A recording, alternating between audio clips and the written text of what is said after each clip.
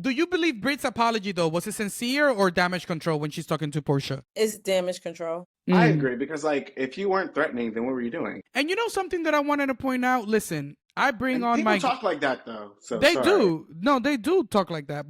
I bring on different guests every week because I want to make sure that every episode is unbiased as possible and that people hear different opinions from different people about these shows every week, every episode. But I have to call a spade a spade. And as a journalist, sometimes I need to point out some of these patterns are not making sense. So in your sit down with Portia, you saying that you actually had no problem with Kenya.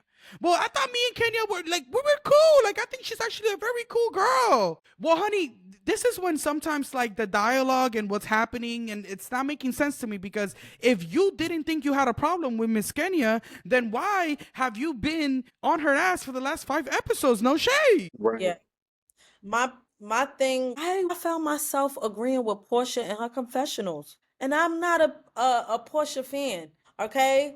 She was like, listen, girl, nobody else has said the same things you said. She has not antagonized you. And maybe because you've seen Kenya do certain things and you're going off... She clocked that. Yes. And you going off those experiences, you assume that she's treating you differently and you creating these narratives in your head. That is exactly what Portia said. And that's what you did. Or I would venture to say you wanted Kenya's spot. And you said, I'm going to do whatever I got to do and I'm going to be the queen bee, cuz she does give that energy. If you saw what she wrote on her Instagram, I'm still here, while she's dancing around, walking around the confessional, I didn't like that.